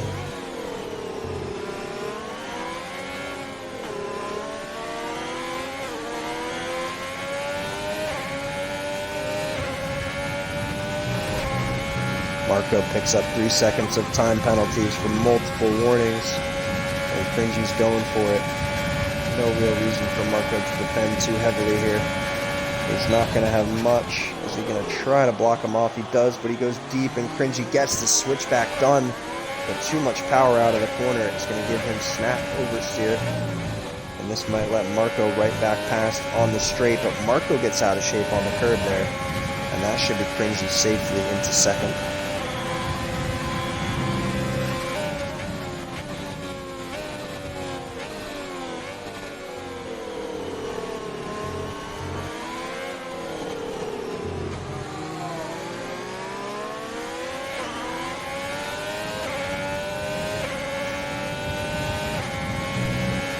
Now Cringy on the hunt for his teammate out front, and the Ferrari boys are looking good as it stands, taking 1-2 through 15 laps here at China. We still have half the race to go, just about, and it should be a real barn burner at the end. Cringy probably has the pace and the fresher tires to catch his teammate. Let's see if that sticks or not. We'll switch the stats back to the interval. You can see Devon and Lexus battle it out. This is for what would be provisional P4 on track right now. So Lexus and Devon fighting it out over a couple of points.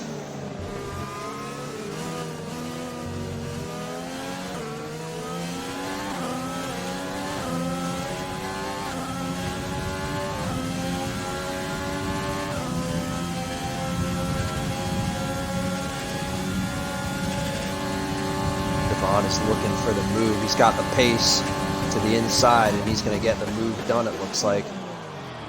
Blocks off the switchback from Lexus there, and he's safely into 7th.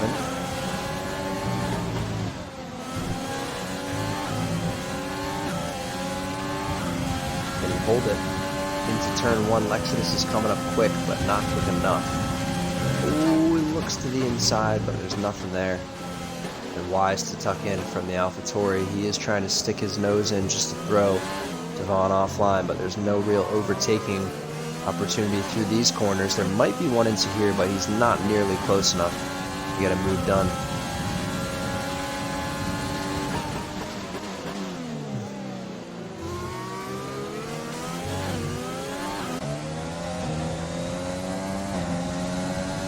Cringy's gap is going down slowly but surely. It's right around the 4-second mark right now. It was 5 when he came out of the pit. So he just needs to keep the pace up for the next 12, 13 laps, and he should be in a good position to finish with some solid points, maybe even a win.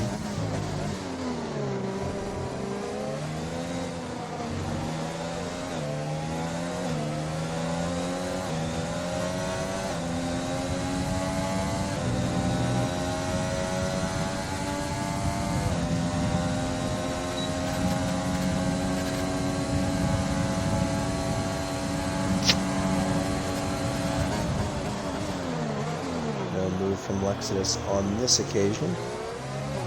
He doesn't really have ERS saved up to do so. You can see on his wheel there, he's only at about 15–16%. Now he's on the button and he's down to 5, 4, 3. Yeah, he's in the danger zone of ERS. He's trying to keep up with Devon right now.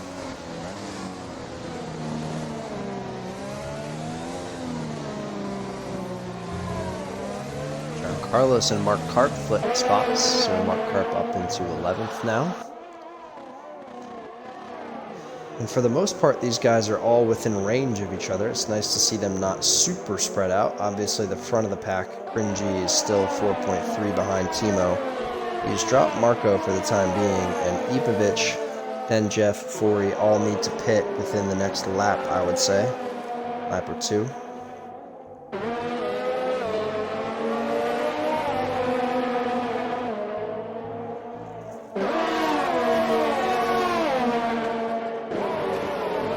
Picks up 3 seconds for multiple warnings. And he's closed up on Fori awfully quickly. Fori must have made some sort of error there.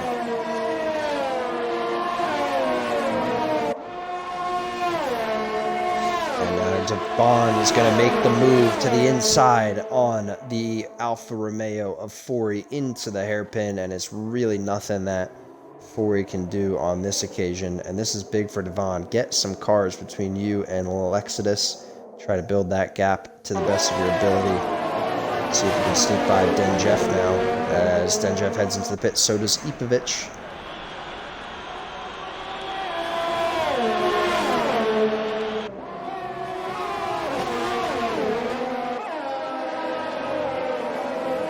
That's going to put Wheatflex up into 7th. And remember, Fori still needs to pit.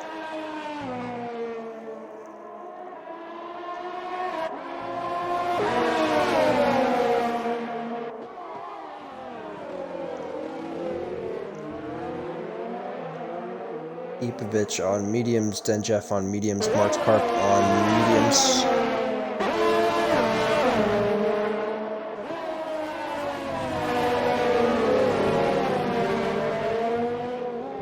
Ipovic is in a position to close down the gap on Whistler, Jake, John Carlos, maybe even Wheatflex if he can. We'll have the pace for the last 10 laps here.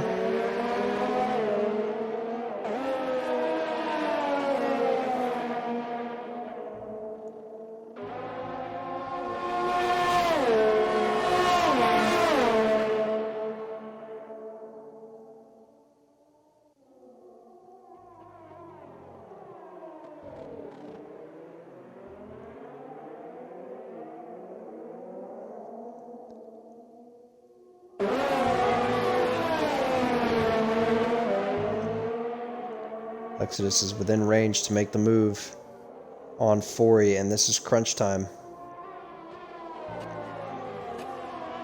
Doesn't get it done into turn 1. And this is just hindering Lexidus because now he needs to catch up to Fori in front of him. Devon in front of him. He's pulling out the gap.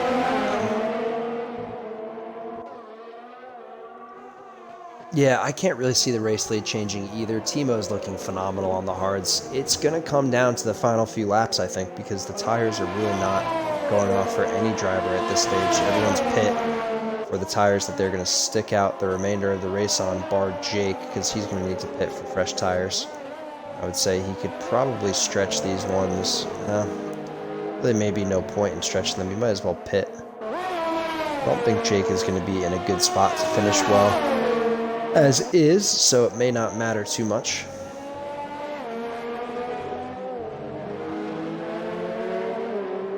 Exodus still trying to get by Fori. And now it should be time.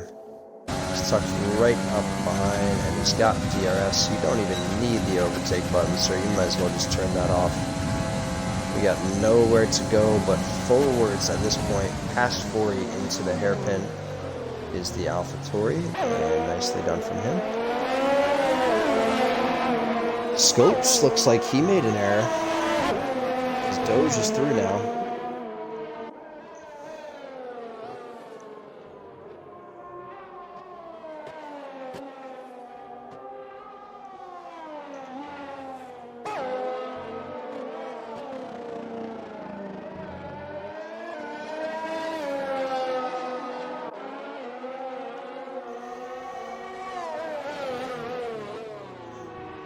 Oh, Forey is into the pits.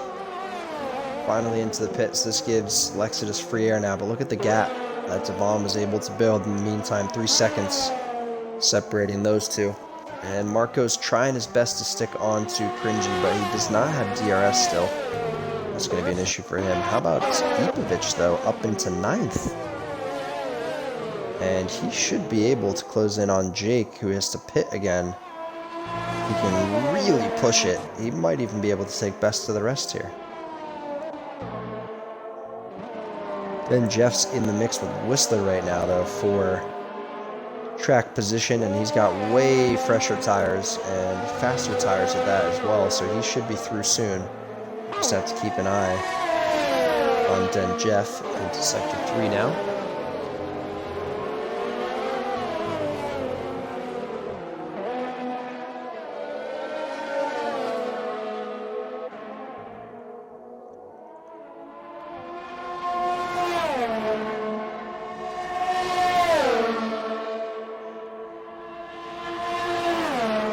Is he going to make the move? Yes, he does. Den Jeff is through into the hairpin now, and he's comfortably up into 10th. He doesn't have long to go to catch to Ipovic, as Jake is into the pit lane, and that's going to promote these guys right up the order, so Whistler's going to get his 10th place back.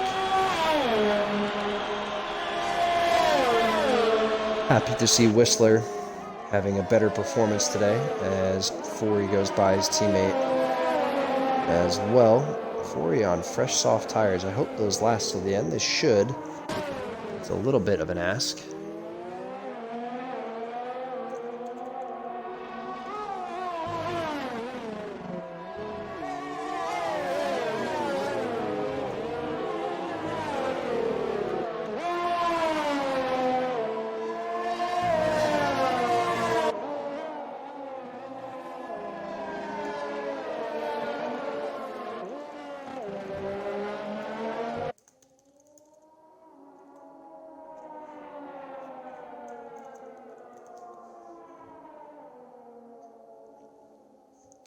So now Den Jeff is through. Whistler is kind of lagging back. Forey's making a charge, and he should be within striking distance shortly. He's got way fresher tires, and he's got the soft strapped on too. It's going to be a little rocket ship is Forey for the next couple of laps, as John Carlos and Weeflex almost come together there, and that's going to allow John Carlos to keep position. Now Weeflex in the DRS zone. Let's see if he can jump. Coming into turn 1, I don't think he's going to try it, and not on this occasion at least.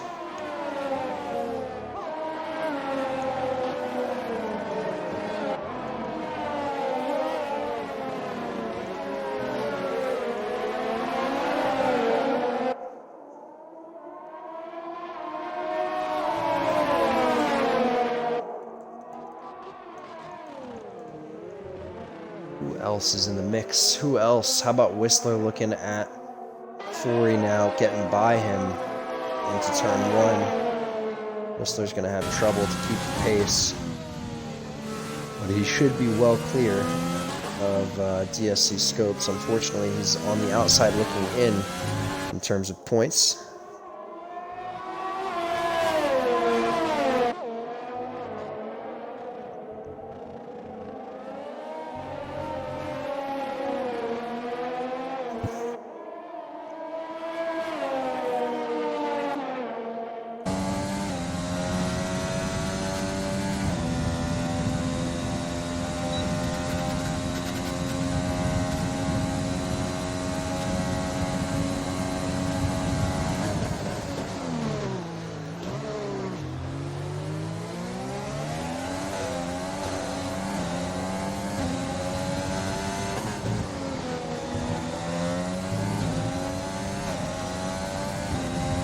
.23 laps in the books now. Timo's still holding the lead of the Grand Prix, and Cringy not closing the gap by much, but now keep an eye on Cringy. This would be the time where the hard tires take over.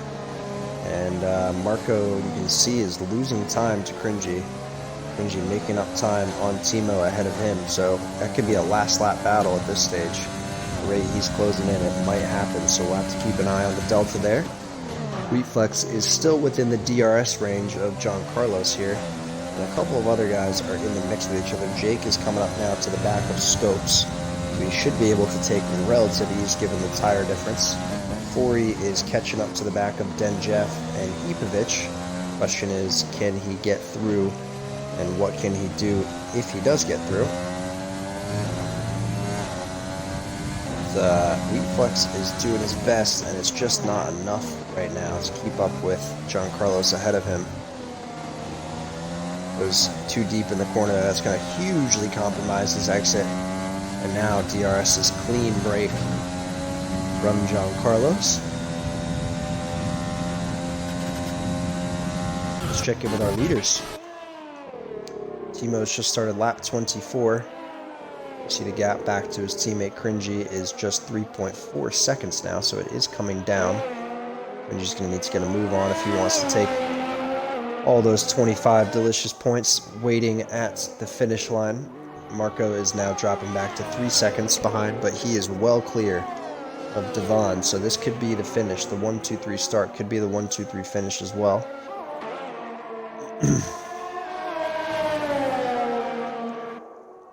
Devon is completely on his own in the McLaren right now. He's pretty much locked up P4, bar an error.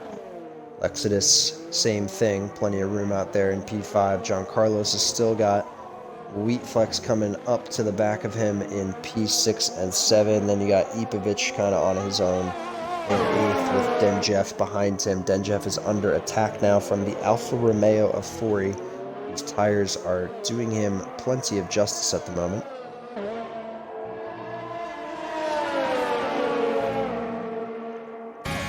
John Carlos picks up 3 seconds for multiple warnings, and that would at least drop him to behind Wheatflex. He finished as is. We'll see if he can pull out another second and a bit.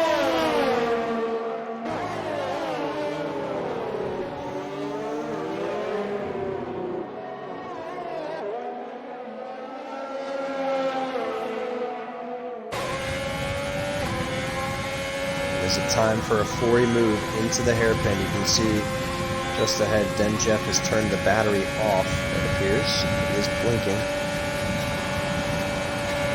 Not enough on this occasion for Fori to sneak in. And it's a wise move to stick behind, because now he'll have DRS again into turn 1. And that could be the deciding factor for this battle right now. Fori gets a good exit off of the final corner there. And he's going to go for it to the inside, it looks like.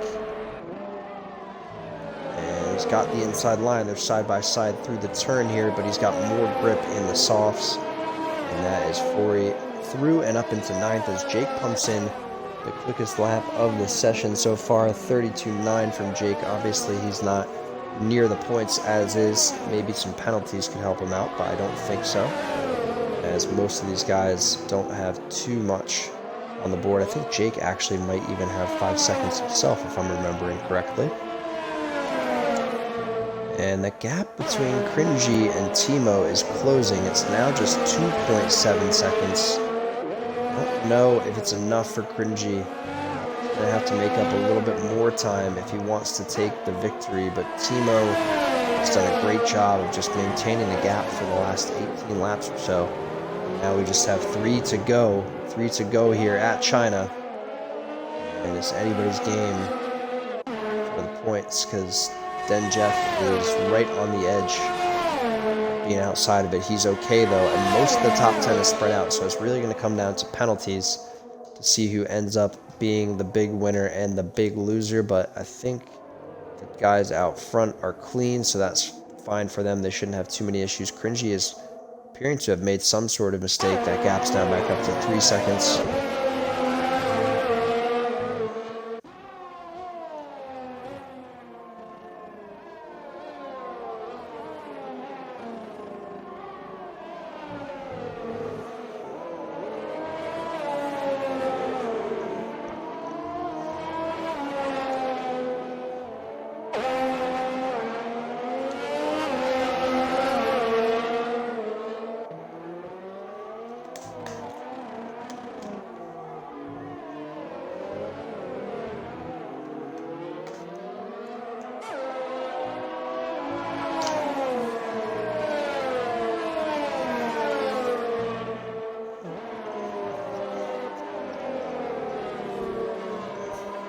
Cringy is bringing the gap back down to 2.5, but I don't think it's going to be enough. It's going to need a pretty Herculean effort on the final 2 laps to get by Timo. The gap is still coming down. It's now 2.2 seconds, 2.1 seconds. Question is, what does Cringy have in the tank? Can he get anything done? Jake's 3 seconds there for multiple warnings. That's going to add on for him, and that means his chance at any points is pretty much gone, although it wasn't looking good to begin with. Corey is comfortably going to stay ahead of Denjeff here, which is kind of surprising. I would have figured Denjeff's looking for the move, but maybe on lap 27 or 28, we'll have to see.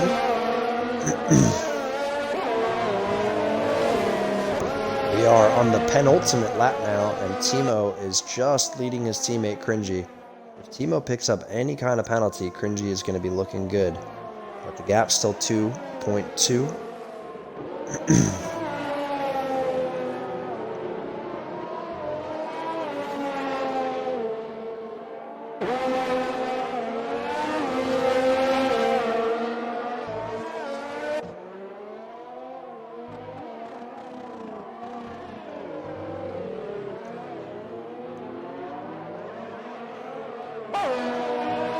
Cringy is now in the 2-second window officially. He needs one more to pick up DRS on the final lap. Let's see. Let's check in with them and see if he decides to go for it. He's closer now than he has been at any point in this race. 1.8 seconds to Timo, but the final lap is underway here at China as Timo crosses the line for the final lap of the race. Lap 28, you see Marco in the background there. He has lagged off quite significantly, but he's still comfortably going to take P3. The question is, can Cringy do anything to get by his teammate here on the final lap? Either way, Ferrari 1-2 is looking like it's on the cards for these guys.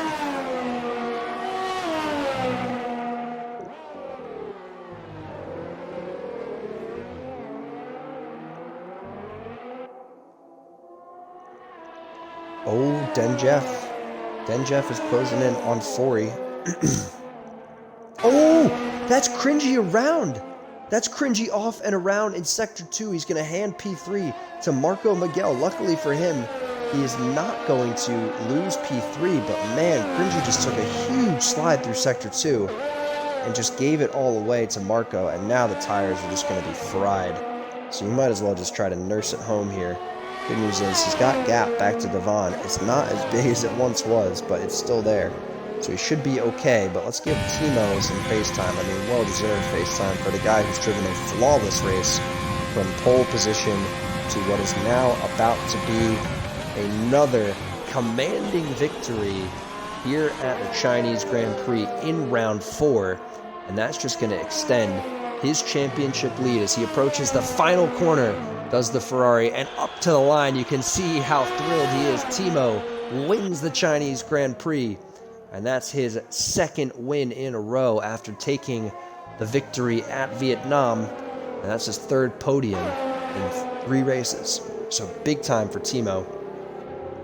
Cringy hops back over Marco. Marco must have had a ton of penalties there. Devon is up to the line, so Cringy safely gets P2 back, even with that big mistake. Devon is in P4.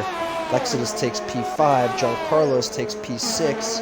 How about Wheatflex? Any answer? Oh, and he jumps him by 0.4 of a second over John Carlos. Ipovic is going to come home in 8th. Then Jeff is going to come home in 9th, and Fori takes 10th. Jake is going to miss out on the points today in the Alpha.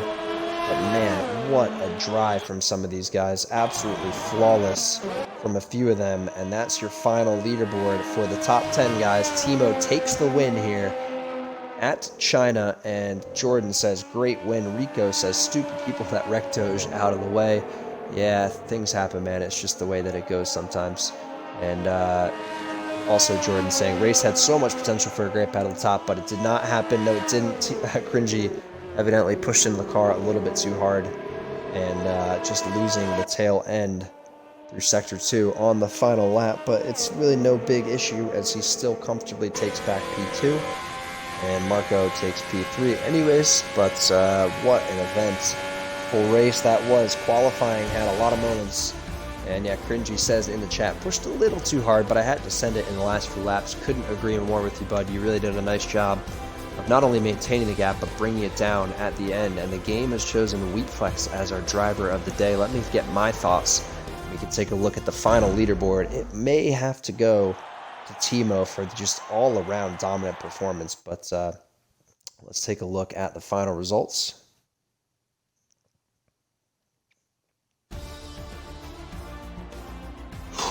Yeah, I'm going to say the same, honestly. I think Wheatflex really put in a hell of a performance today, not only to beat out a lot of guys who have had some great races. Den Jeff is in that mix, Scopes, Doge, but he just looked like he didn't make any errors, and I'm very impressed with the performances that he's been able to clock in as of late. So yeah, we'll go with Wheatflex in the Red Bull for a phenomenal P12 to P6 performance, picking up 8 points for the boys in blue. Jake takes the fastest lap, so no one's going to get an extra point in the top 10, but no point for Jake either. Timo, Cringy, Marco on the podium, Devon and Lexidus in P4-5. Wheatflex, John Carlos, Ipovic, Denjeff and Fori all finishing in the top 10. John Carlos, starting where he finished, not a bad performance. Lexidus up some spots. Devon, same spot. Marco down 1. Cringy up 1. Timo just dominant all the way through. Ipovic and Denjeff also with great drives from the back of the field.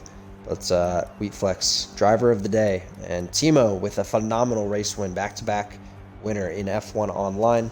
Jordan says, great stream. Commentary pal, gonna head off now. Take care, guys. Thank you, Jordan, for tuning in. Thank you, Cringy, for saying thank you. And Rico says, GG, peoples. Very good race from all these guys. I will be live next on this account, either for a Driver Academy lesson for the ABR Driver Academy, or potentially for some more commentary later in the week. You'll have to keep an eye out for the notifications. Turn those on if you don't have them on. Hit the follow button before you leave.